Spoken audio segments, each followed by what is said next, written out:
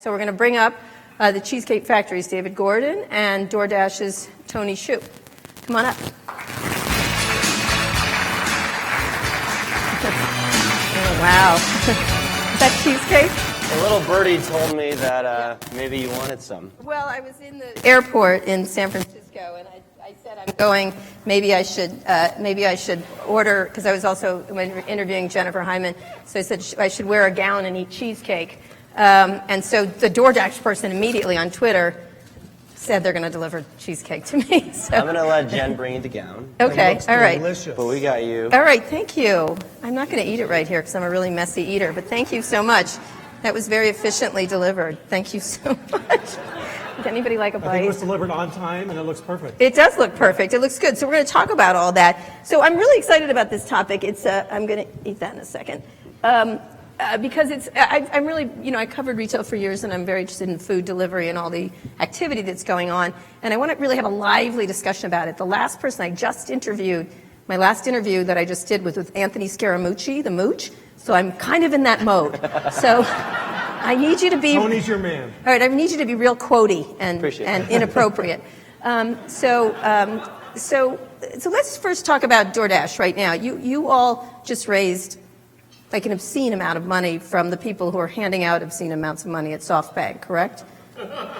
We raised our Series D from three investors, SoftBank, Sequoia, and GIC. Okay, Sequoia's been a long-time investor, correct? Sequoia has invested since the Series A. Since the Series A. And you got $535 million?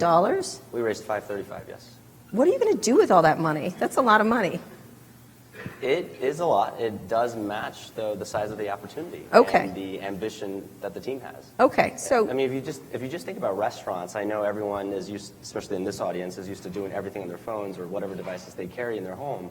But 95% of people today still, when it comes to restaurant food, just picks up the phone or walks in the store. Mm-hmm. You compare that to something like retail, 15% of that is online. Only 5% of restaurant sales are online today. Right. So long ways to go. And at the same time, if you can deliver a cheesecake in proper shape or a burrito hot, you can deliver anything. Right. Any size, any shape, any distance. Right. So the ambition of the company to become the last mile logistics provider in every city, it goes very far. And we're excited that we have three partners now. All right. So, and yet, that is a lot of money. That's an enormous amount of money. So what was the thinking? Because, when you're raising money, you think about what you really need to spend, what you really need to have, and it's not a very thoughtful process in Silicon Valley, but it should be a thoughtful process. Can you why that number? Well, it's been a thoughtful process always at DoorDash. I mean, capital efficiency has always been one of the hallmarks of the company. Mm-hmm. It's the only reason why the company is able to get its earliest markets to profitability, as well as grow triple digits every single year. Right. And so we've always been very efficient in thinking about how we're going to spend capital. In fact, we would turn away capital if we didn't think we could spend it. It wasn't as if we went into this round of financing thinking about a number or optimizing for a number. It was thinking... You had a lower number that you were starting at. No, there was no number set. It was really about figuring out if we had different amounts of capital to raise, what's the opportunity that we can pursue, and how fast can we do it? And this was a fantastic path. So what's the opportunity for using that money? We're going to triple our geography this year to move from 600 to 1,600 cities across the U.S. and Canada. We're going to add to the selection that we already have. We're super excited to obviously have David's restaurant. We have 90% of the top 100 restaurant brands that offer delivery. We have a lot more to go. And we're going to double down on the DoorDash Drive platform, which allows any merchant to offer their own delivery. So you don't have to order through DoorDash. You can order through any channel. Right. The restaurant's website, app, so you're white labeling that. We're offering our logistics platform to everyone. Okay. David, let's talk about that, because one of the things DoorDash is doing is going to big chains like Cheesecake Factory. And you do most of your sales in the stores, correct? They're about 10 million? They average about 10.6 million per restaurant. We've averaged about 8 to 10% in off-premise takeout sales since we started as a company. Right. So that's people going to pick it up, exactly, but not delivery. No, but that number has grown to 11 and then 12% by the end of last year. Right. A part of that being that the delivery business continues to grow. Right. So you had dabbled in delivery though. Obviously people who live in New York have a different experience with delivery because it's been around since the beginning of time. But most people, you had dabbled in it. And talk about what happened, because it didn't work out really well. So about 10 years ago, we entered into the delivery game before the technology was really what it is today. The technology was a fax machine, and it would sit in the office, and the delivery company would send over a fax, and hopefully somebody was in the office to get that fax, and they would run it out to somebody who would put it in the POS, and it was very clunky. It wasn't a great guest experience. We had no control over any of the metrics around that experience, so we didn't know how long it was taking for the driver to drop the food off. We didn't know the quality of the food once it got there. We didn't know any of that. So we decided after about a year, we had at the time probably 70 restaurants, and we were in maybe 60% of them. It just wasn't worth it. We are an experiential, high-quality restaurant company. There's nothing more important to us, just like Nordstrom, than our brand and how our brand is represented in any channel. So we walked away from that business. Right, because I presume that you don't want a driver that's not looking great, that isn't delivering it hot, or it wasn't just the driver. It was actually everything about not controlling that experience and knowing how well it was going or it wasn't going. So when DoorDash came along and the technology was more enabled and the guest experience was much more what you would hope for as far as speed, ease of use, packaging improved, being able to track drivers, understand how long it's taking a driver to get to our restaurant, first of all, and then from the time they pick up the food, how long is it taking them to get to somebody's home, and allowing that person then to rate the driver. How was that experience? All of that gave us a lot more hope that it could be done in a way that was really in cheesecake fashion. So what's a cheesecake fashion? What is this? High quality. Okay. So let me tell you a little bit about Cheesecake Factory. No, I know about Cheesecake Okay, Factory. all right. Well, everything's made from scratch. No, I have teen children. I know about cheesecake. And with 250 menu items. So, our goal is to deliver very high quality. Right. And, but in delivery, I yeah. mean, in terms of the experience, meaning that it has to have the same standards. It has to be fast. It has to be high quality, meaning hot or cold, appropriate. It has to hold up in the container that it's coming in. So that slice of cheesecake is a perfect example. It should look like that when it shows up at your door. It shouldn't be sitting on its side. It shouldn't be upside down. It should look like the value that it is. Yeah. So all of that is very, very important to us. Right. And we're able to... So you tested that. When you tested out, you also have worked with, who did you work with? You worked with other delivery firms. Well, actually, before we decided to partner with the delivery firms, these guys are out there delivering from restaurants all the time, even if you're not their partner. Right. Right? So right, because you put menus up on the list. So they put menus up. They can call in as a guest and place it to order and actually have it delivered. We wanted to control that experience more. Right. And we partnered early with Tony for a few reasons. One, we are a founder-led company. Tony is the founder of his company. Tony is very focused on operational excellence. And he is solely a food delivery company. And that gave us confidence that his vision of what he was trying to do was really around food. It wasn't that he was a car sharing service who was going to maybe now deliver food or find another way to keep drivers happy. He wanted to deliver a high quality experience through delivery. So go ahead. So what did you have to do to do that? You had testers, right? You had secret shoppers, essentially. I don't know that we necessarily had secret shoppers, but like everything we do, we're very deliberate. We spend a lot of time and a lot of energy piloting everything about whether or not DoorDash was going to work for us. And once we had a pilot done that we felt confident in, we started rolling out across the country. All right. What did you have to do? Just not serve it can't be just not serve the cheesecake upside down. It's a lot more than that. Which is a good goal. But that's the most important thing he does. Right. We got to get on time as well and get it accurate. But I grew up in the restaurant world. I grew up in the Midwest, and I worked for my mom's restaurant at the age of 9. And so I know how tough it is. You have three, different groups. You have the back of the house, you have the front of the house, you have the management, and 50 things are going on, every single hour. So it's not just one thing that we had to get right to work with the Cheesecake Factory. For example, there is a Cheesecake Factory in San Francisco, where you live, in Union Square. It's in Macy's, yeah. It's in Macy's. It's on the 5th floor of Macy's of a shopping center, a Westfield shopping center. We had to figure out how to get a dedicated parking spot for the Dashers. We had to figure out how to take a special access elevator so that the Dashers can quickly get to the right spot. We had to figure out how to collate food from the bakery, the expo, the food center, the kitchen, as well as the drink center. And we had to do it all just for that one location. And then after that order, we have to actually dynamically figure out all the adjustments. If you added avocado to your toast or whatever it is that you like to do to the order. And so to make that one order happen, lots of details have to go right. It's not just no longer working with fax machines. We have to integrate into all of the systems, the front end, the kitchen, as well as the back end. And once we get that right, we report out on that and we make it better. So you had to test the systems to do it. Is it smarter to do larger chains, or is it easier to do smaller individual restaurants? We work with the entire gamut. But your goal, it looks like you're going for big, because you have competitors like Seamless, you've got Uber, you've got Well, the vast Amazon. majority of the restaurants on DoorDash are still independent stores like my mom's restaurant. Right. And so only about a quarter of the volume on DoorDash is actually coming from larger establishments. And we do work with a wide gamut. People like my mom still use a fax machine. A multi-billion-dollar company where the stakes are super, super high, we have to integrate into every system. We have to have the systems talk back and forth to one another in real time. We have to report on the information when something goes wrong, and we have to fix it. But is that the strategy to get those chains, to make a proof of concept with someone? It's the strategy to offer the highest quality experience. And that's exactly what we've done with the Cheesecake Factory. I mean, it's been a 2-year relationship. When we started, it was a couple of products that we had integrated in the pilots that David is referring to, and then it's just gone further.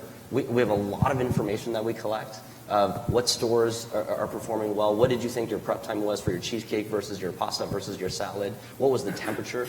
There are even tests where there are literally temperature guns stuck to a beef patty to tell you whether or not it's over 140 degrees. So there's a lot of things we have to do. So why didn't, David, you do this yourself? I mean, in terms of, because you have your experiential restaurant, why not do the entire experience? Is it just too far gone with all these different delivery services? We're a restaurant operating company. We're not a logistics delivery company. Except you kind of are going forward, right? Well, right? Our restaurants are complicated enough as it is today. Making everything from scratch, having 200 staff members in every single restaurant, all the complexity Tony talked about earlier. We have enough work to do just to get that right and perfect every day.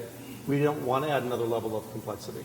So finding a partner also who is willing to innovate with us. Tony mentioned the integration of a lot of our systems. When we first started with DoorDash, we weren't integrated directly into our POS system. So all of the orders would come in and they'd show up in an iPad that would sit next to somebody who had at the bakery who had actually input all that information. Through these pilots and working through a partnership, we're able to integrate directly into the POS system. Doing that with a partner allows us to focus on what we do best. Okay. You mentioned other companies that have other things.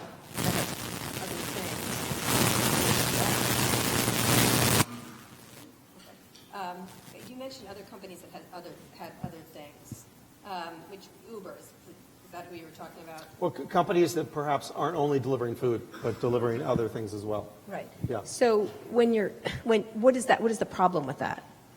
Well, I want to partner with somebody who is solely focused on food. Right. That's what we are. We're a food company. And I want to make sure that relationship is one. And you heard Tony talk about his grandparents' restaurant. He has an understanding of what our needs are as a restaurant company, and that's very important to us. But when you think about all the different players in it, that they just don't have enough of focus on what they're doing, even though Uber doesn't blanket the cities with cars everywhere. That's not your biggest concern, as many of them. Our biggest concern is to make sure that we're operating with somebody that's laser-like focused on that end guest experience, that last 5 minutes when they're bringing that food to the door. And when you're thinking of all the players, there would be Uber, there's Postmates, there's Amazon, obviously, Google's been experimenting. How do you look at all that when you see all that? Well, I think there's a lot of players in every industry, and this is a relatively new industry out there. And so we have to make sure that as we try and understand what their business model is, that it's going to work for us, that it's going to work in the long term, that they're strong companies with a strong foundation, a strong financial foundation. And Tony, obviously, just acquiring the funding that he did gave us great confidence in the future also of DoorDash. And that he's, again, an entrepreneurial young man who wants to continue to grow this part of his business solely around food and how to deliver that experience. So, Tony, speaking of your giant pile of money, are you going to use it The company's resources. Yes, but it's yours. It's right? the company's. Okay. Are you going to buy something with it? You going to buy Nordstrom's, for example? I heard it's for sale. The executive there was mumbling about it. There are always great opportunities out there. I mean, we're heads down focused on building our business right now. I mean, we have so much work to do.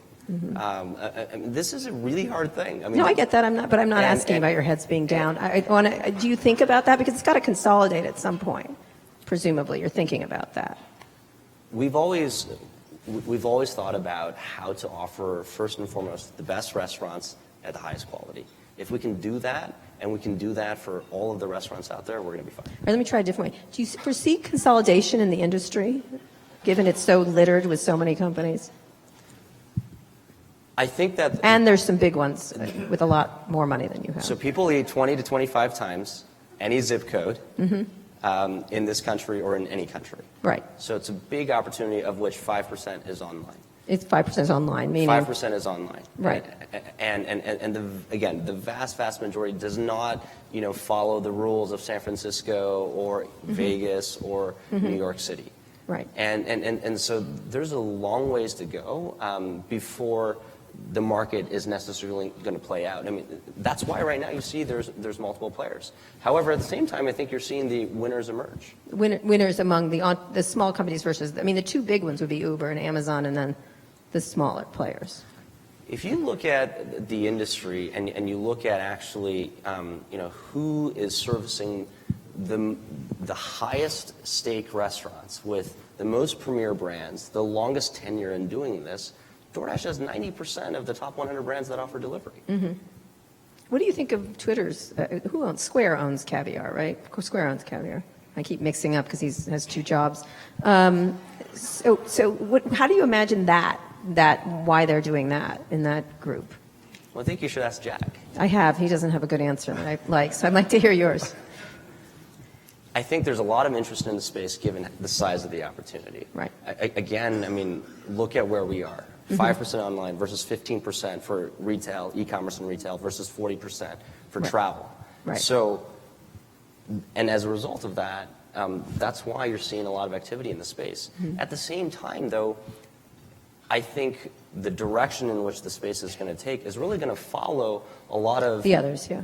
It's going to follow the others as an industry, but in terms of the companies that are going to appear as the winners are going to be the ones that are maniacally focused on just this problem, because this problem in of itself is hard enough. Absolutely logistical.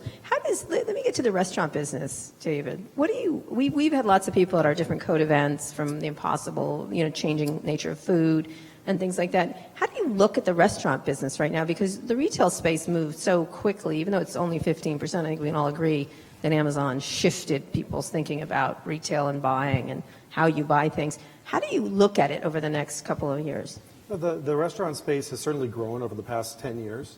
You have the advent of fast casual food, which has become, you used to have just your QSR guy, your casual dining restaurant, and then your high polished restaurant. And fast casuals come into the space with a very high quality product that you can get pretty quickly. And I think it's caused a lot of people in the industry to make sure that, number one, they're focused on quality first. Today's consumer knows more about food than any of us ever did growing up. They're all watching the Food Network. They're all experts. They all understand everything about how to be a chef tomorrow. So you have to be able today to compete on quality and experience more than ever before. Certainly time, dealing with DoorDash, time and people's pressure for time is part of the reason to get into the delivery business, is more people are not cooking at home today. They are still going out to eat. They want experiences. But when they do stay home, because they're in a dual income household, as an example, they want to be able to get things delivered and get them quickly. So I think ignoring what's happening in the marketplace with delivery would not be a good strategy. But where do you imagine the restaurant? I want you to think out further, imagine restaurants being. I don't even know why we have kitchens anymore, but that's another rant I could do later over drinks. But how do you see the restaurant of the future? Because, I've talked to a lot of restaurateurs in the high end. They're being killed by regulatory stuff. For example, in San Francisco, I was just talking to someone. There's all kinds of challenges in the space. How do you imagine the restaurant? How much of your business is going to be online ordering that you're projecting out and to people's homes, and what changes in that? And I'd like you to think about that. Where do you imagine how people are going to order? Because it seems like a little slow still compared to everything else, how quickly everything else has evolved. Sure. I think on the technology front, Tony's probably thinking about 5 years from now, what's going to make it even easier than somebody using their phone. From an overall dining experience and the restaurant space itself, people are going to always want to get together. People are always going to want to have social experiences. They're going to always want to gather somewhere and have that experience. So I don't think restaurants are going away. Much like people say the mall's going away next week, I don't think the mall's going away next week either. People want to The week gather. after that, but go ahead. No, I don't think so. I think, my daughter, who's a Gen Z, loves going to the mall. And she's Really? 15 years old. And Is it she a meets her retro friends thing? there. Okay. And the malls will continue to evolve and become more Yeah. experiential. I think they're meeting that marketplace. Right. And I think restaurants have to continue to be able to do that as well. What does that mean? Just make them... I think you can't just be the transactional dining experience. I'm going to have the same food as everybody else. I'm not going to make it fresh. There's going to be no differentiation in my experience when I walk into a restaurant. When you walk into a Cheesecake Factory, the lights are different. There's a different sound. There's a different feel. The textures, everything about it is much more of an experience than if you walked into your typical brick and mortar casual dining restaurant that there may be 1,500 or 2,000 of across the country. And I was just in Europe, and I was noticing a ton of these restaurants where the screen is there, the servers come in. What do you think of that? Yeah, so I we kinda get liked asked it. all the time about Yeah. how technology is going to be used Yeah. in restaurants, and many folks have decided to put a tablet on the table. Yeah. That's just not who we are. We want people What to do you think of experience that? I'm just hospitality. curious. You like the people talking to people. We do. I think people want to come out, they want to relax, they want to have an experience, and they want someone to take care of them. That tablet on the table can take care of perhaps your need of getting the food to you as fast as possible, but they can't have that interpersonal connection. And that's an important part of going out and dining and being in the hospitality industry. And that's where we want to continue to play. So no robots or holograms for you? No robots or anything you can see, certainly in the front as a guest. Who knows what technology can bring to our kitchens moving forward. In terms of doing... In terms of, yeah. And Yeah. we're adding the Impossible Burger to our menu right now. So Oh, good. make sure That's you use it interesting. as well. Yeah. It's quite good, actually. It's It is. surprisingly. It's delicious. Yeah. So technology, and then we'll get some questions from the audience. What do you see happening? Are you experimenting in self-driving? We've always had those types of experiments, but Right. on the question around restaurants, the thing about food is that it happens 20, 25 times a week. So no matter how great delivery gets, how great the in-store experience gets, no one's going to order delivery 20 to 25 times a week or go inside of a restaurant 20 to 25 times a week. You haven't met me yet, but go ahead. Okay. Or cook 20 to 25 times a week. And so I think the future of whether you're in retail or you're in restaurants really shares a very similar fate. I think the best stores are going to offer an amazing in-store experience and convenience. In fact, you're seeing some of this. Some of the best, some of the great operators out there are turning more of their spaces into efficient kitchens, effectively. There's lots of things that David and team have been doing, as well as others in turning more of their square footage and being able to be very effective with that. That business is actually more profitable sometimes than the in-store experience. That allows them to reinvest either in new stores or even perfect the in-store experience. So I don't think the stores are going away. You're still going to want to have a drink at that bar. You're still going to want to visit that But for your Michelin perspective, star what's the restaurant. biggest technology? Is it self-driving? Is it better what? AI? There's a few things. So one, first is around data and actually collecting data in a way that can make things like AI or machine learning actually useful. Google and Facebook have done an amazing job collecting lots of information about You can't say amazing in Facebook this week, just so you know. has done You can say appalling. has done a lot of work Yes. in understanding our digital presence they and have. what we do online Yes. and on our phones. However, the offline world is largely still offline. And whether that's in retail or whether that's in restaurants. And so the first is understanding where's every pothole, where is every parking space, which door in this ballroom should a dasher actually come in, first thing. And before we even talk about things like AI or machine learning.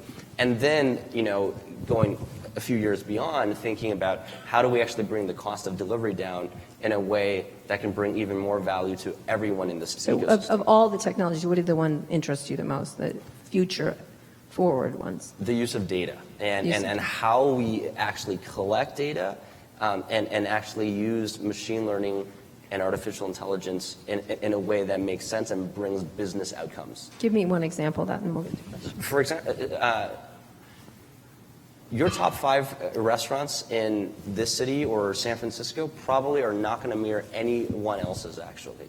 As a result of that, it's always the data that you don't see that is most surprising. And so DoorDash collects hundreds of million data points of what people are buying, making recommendations about what people want to actually try based on what they've tried before. That alone can generate lots of value for a consumer as well as a business. Understanding what type of dasher should you use, a cyclist, a car, a motorcycle, depending on whether or not there are hills in a city or whether or not there's no parking.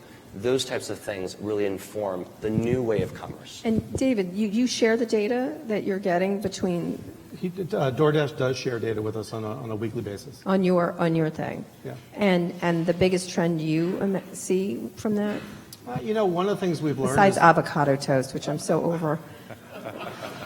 you don't like Stop. it? It's done. I It's had its did, day. but Yeah, everything. like, Brussels serious. sprouts too. Kind of. No, I still like them, but Okay, good, anyway. because we just put those on the menu. Okay, so just one thing, and then please line up for questions too. Go ahead. Tell me again your original Your question. one trend that you see in restaurants, the one food trend, or Well, I think sharing is today, again, experiential dining where you're watching something as it's happened that's being prepared for you is becoming more and more popular today. oh, okay, interesting. All right, right here. Hi, my name's Ansel Lee. I work for Macy's. Question's actually for both of you. So the restaurants I frequent, I have a natural curiosity. I ask the restaurants that do DoorDash or every delivery service, how does this work for you? And the one common theme I hear is a sensitivity towards margins, because food is really hard to make margins, and they don't have the ability to upsell the margin-rich parts of their business. So do you share that sensitivity? Is there anything on your roadmap to help them out from a margin perspective? Because it would be unfortunate if you did shut down my favorite restaurants. Yeah, Tony, how are you going to help us make more money? Well, if we shut down any restaurants, we wouldn't be around either. So first point. But the first and most important thing to understand is how restaurants' economics actually works. Basically, there's 3 major costs. There's people, there's food, and there's real estate. When you think about something like takeout, it's actually more profitable because we're not adding more kitchen space or real estate. We're barely adding more labor until it becomes a meaningful part of the actual business. So those are actually higher margins on an incremental sale. And if it's incremental, that new share of business is really what's driving a lot of the investments here. And that's a very, very, I guess, long-winded way of saying this is actually fairly profitable for restaurants on the to-go business. So to put your mind at ease a little bit, I think that for us, incrementality is important. And we've seen about 60 to 70% incrementality since in the delivery business. And Tony's point about the labor, it's actually not even that you might not have to add labor. There's actually less labor involved because there's no server involved in that transaction. There's no busser involved in that transaction. There's no host involved in that transaction. So in your kitchen labor generally, unless you're able to do some really phenomenal sales, is already in the restaurant. So from a margin perspective, as long as you can see that incrementality, number one, it can pay for itself and it can be a better margin as well. Right here. Hi, my name is Todd Wade, and I'm from Visa. I don't think it's a Visa agenda question, though. It's more about jobs and what people are going to do. So the CEO of Shipt said that the experience of having the person pick the groceries and walk them all the way to the consumer's home was a big deal, and there was a bond between the person who picked and the person who received. And I think both of you are saying that there's actually an important place for people to have the jobs in the restaurant or in the car. So what's your outlook on how this, and we just resisted every notion of technology that could actually change away from people. So what is your view about how together you see this, our model moving to fewer people in restaurants and more, or the same number, they're just doing different jobs? All right, where do people get replaced in restaurants with technology? Well, today, the example I gave earlier, in casual dining restaurants where they're going to put an iPad on the table, a server that may have had 4 or 5 stations previously now has 10 to 20 in some of those restaurants, or they're working to get rid of servers altogether. So more than likely in the front of the house jobs, if they are going to replace them with technology, if the guest wants to take on that burden of ordering through an iPad themselves, that would be a place that labor could be removed and today is being removed from some businesses in the industry. And in the back? In the back for us, it's a little bit different because we have 250 items made from scratch. There is no technology today that's out there that can make it as delicious as a person can. So if down the road automation improved around prep production, automation around, I don't know, there was a story, there was a hamburger flipping robot that came out about 2 weeks ago. It lasted a day because it couldn't interact with the other people that it was working with. So I think that's way down the line. It's not your traditional manufacturing where you can take a robot because everything's static and it happens the same way all the time. A restaurant is much more dynamic than that. All right, Tony, other question?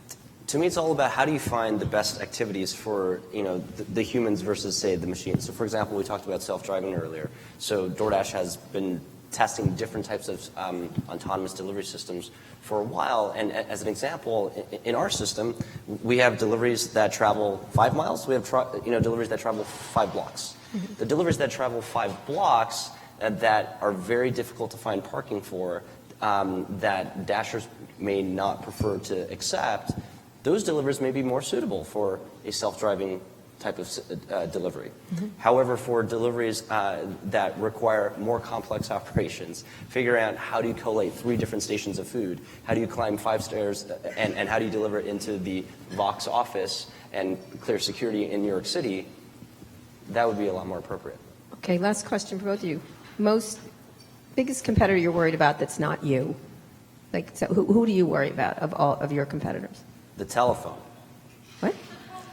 90%. I know we talk about all the companies, we talk about all these companies, but 90% of the time, plus, it's still my mom calling, her own restaurant, or someone walking in and picking up from their neighborhood Chinese place.